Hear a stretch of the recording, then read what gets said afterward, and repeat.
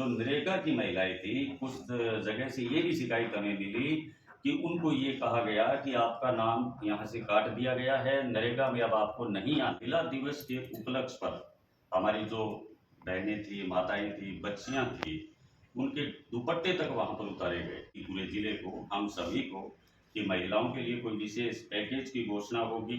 की जो press conference है उसका जो मुख्य उद्देश्य है, हम कई बिंदुओं पर बात करेंगे, लेकिन जो हमारे आदरणीय मुख्यमंत्री जी भजन लाल जी शर्मा हनुमानगढ़ दौरे पर आए थे 8 मार्च को, उस दिन महिला दिवस भी था और इसीलिए वो हनुमानगढ़ जिले के अंदर पहुंचे थे।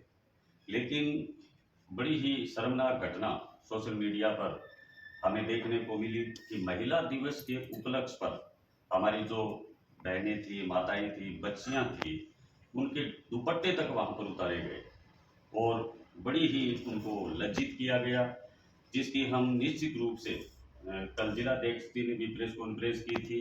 निश्चित रूप से हम कड़ी आलोचना करते हैं, अपना विरोध दर्ज कराते हैं, क्योंकि महिला दिवस के उपलक्ष्य में उम्मीद थी पूरे जिले को, हम सभी को, कि महिलाओं के लिए कोई विशेष पैकेज की घोषणा होगी, उनके लिए कोई राहत की बात होगी, लेकिन हुआ उल्टा। वहाँ उन्हें बेइज्जती झेलनी पड़ी और जो भीड़ जुटाने के लिए जो प्रशासन ने किया वो तो उससे भी ज्यादा निंदनीय था कि छुट्टी के दिन 150 रुपए मिले कि छुट्टी के दिन जो हमारी बहनें थी, माताएं थी, जो सरकारी सर्विस में जितनी महिलाएं थी, उनको जबरदस्ती हनुमानगढ़ लाया गया। प्रशासन ने उन पर दबाव डाला और चाहे वो कैसी भी स्थिति में थी, सावन का टाइम था, शादियों का जो सीजन चल रहा है, किसी के घर में शादी थी, किन्हें बाहर जाना था, कोई बीमार थी, ऐसे अनेक फोन हमारे पास आए थे कि बड़ा ही गलत हमारे साथ किया गया। नरेगा के अंदर जो हमारी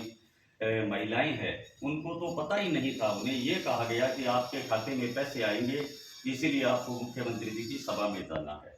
और जो महिलाएं नहीं जा पाई तो दूसरे दिन जो नरेगा की महिलाएं थी, कुछ जगह से ये भी शिकायत हमें मिली कि उनको ये कहा गया कि आपका नाम यहाँ से काट दिया गया है, नरेगा में अब आपको नहीं आना है।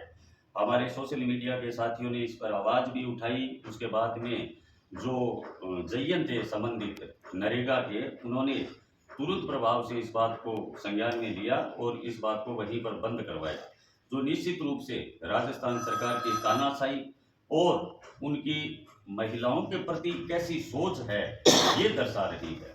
तो मीडिया के माध्यम से हम कहना चाहते हैं कि जिन जिन पुलिस कर्मियों ने या जो घटनाएं जिस तरह से घटी है, उस पर हमें उम्मीद थी कि राजस्थान के मुख्यमंत्री जी माफ़ी मांगेंगे। जो हनुमानगढ़ जिले के अंदर कुछ घटनाएं हुई थी पिछले दिनों, उन पर भी शायद बातचीत होगी, लेकिन उन पर कोई चर्चा नहीं हुई और ना ही उन पुलिसकर्मियों पर कोई कार्रवाई की गई। लेकिन पुलिसकर्मी तो राजस्थान सरकार के इशारे पर काम कर रहे थे। तो राजस्थान सरकार के जो हमारे प्रभारी मंत्री थे, सुमित जी गोदारा जिले के प्रभारी मंत्री थे, उन तक भी आपके माध्यम से हम बात पहुंचा रहे हैं कि भविष्य में ऐसी घटनाएं दोबारा ना हो और उन बच्चियों से तुरंत प्रभाव से आप माफी मांगिए। जिन्होंने ये घटना की है, उन कर्मियों पर आप कार्रवाई कीजिए। ये मुख्यमंत्री जी से संबंधित बात थी। दूसरी बात, जो रावतसर के अंदर इस समय सबसे बड़ी समस्या लोगों की है कि सफाई व्यवस्था चरमरा गई है और ना ही तो यहाँ पर अधिशासी अधिकारी है। नगर पालिका के अंदर चेयरमैन का समय है वो समाप्त हो चुका है, तो नगर पालिका का कोई इस समय धड़ी धोरी हमें दिखाई नहीं दे रहा है। चारों ओर गंदगी का अंबार लगा हुआ है, मच्छर भी बहुत ज़्यादा इस समय अब दोबारा दिखाई दे रहे हैं। जो पीने का पानी है वो तो हम 12 महीने से देख रहे हैं कि जो बंदी के दौरान हमें पानी मिला है, वही पानी अब पूरे साल सीजन हमें मिल रहा है। तो मैं एसडीएम साहब जो हमारे इस समय इंचार्ज है, उनसे भी निवेदन करूंगा कि आप तुरंत प्रभाव से इस पर ध्यान दें। कांग्रेस पार्टी जल्द ही एक मीटिंग कर अपना विरोध दर्ज भी करवाएगी, ताकि रावतसर के लोगों के लिए स्वस्थ पानी की व्यवस्था की जाए और सफाई व्यवस्था जो चरमरा गई है पूरी तरीके से, वो व्यवस्था सही की जाए। इसके अलावा भी बहुत ऐसे प्रकरण है। राजस्थान सरकार इस समय हम मानते हैं कि हर मोर्चे पर विफल हो गई है। दूसरी बात, बजट अभी पीछे आया था, तो बजट में हनुमानगढ़ जिले के लिए, विशेषकर रावतसर के लिए, जो बाईपास और रिको, जो बड़ी एक उम्मीद थी यहाँ के लोगों को जबकि दोनों पर भी बात नहीं की गई। हमारी सरकार के समय हमने सड़कों पर अन्य जो चीज़ थी उन पर विशेष ध्यान दिया था। राजस्थान की सरकार ने वोट लेने के लिए बहुत बड़े बड़े वादे किए थे, लेकिन धीरे धीरे हर योजनाएं बंद हो रही है। लोग अब ठगा हुआ महसूस कर रहे हैं।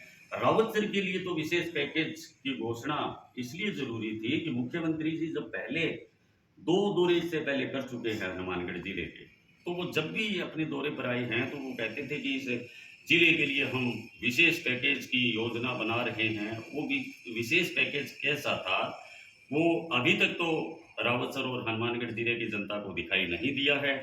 आगे भी हम उम्मीद कम कर रहे हैं, क्योंकि बार बार मुख्यमंत्री जी कह रहे हैं, खजाने का जिक्र कर रहे हैं। भ्रष्टाचार चरम पर है, हर विभाग के अंदर भ्रष्टाचार। ऐसा भ्रष्टाचार मैं समझता हूँ राजस्थान की जनता कह रही है कि हमने तो कभी नहीं देखा कि नौकरशाही पूरी तरह से हावी है। नौकरशाही के हाथ में पूरे राजस्थान की कमान है, क्योंकि जो जानकार मैं समझता हूँ मंत्रिमंडल के अंदर हो चाहे अन्य हो, हमें दिखाई नहीं दे रहे हैं। तो जिसका खामियाजा राजस्थान की जनता को इस समय उठाना पड़ रहा है।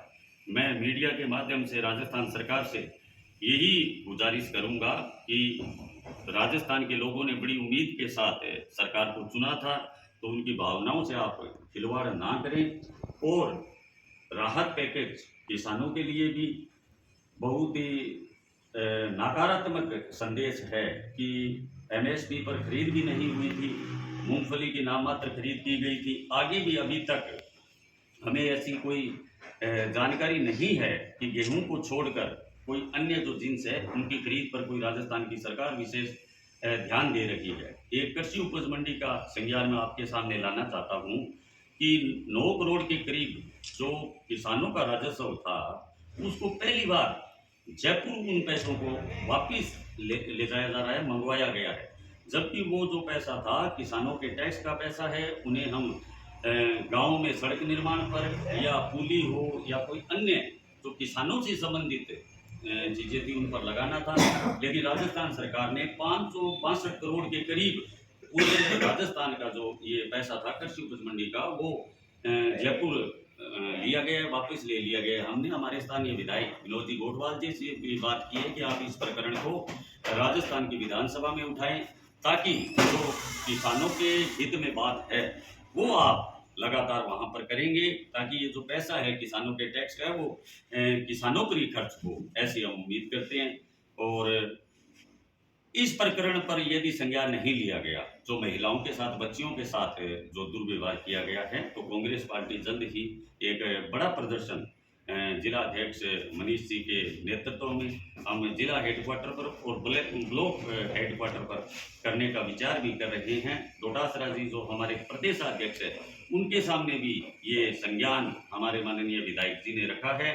तो जल्द ही विधानसभा में भी ये मुद्दा गूंजेगा। कांग्रेस पार्टी चुप बैठने वाली नहीं है, हर मुद्दे को हम जनता के सामने रखेंगे।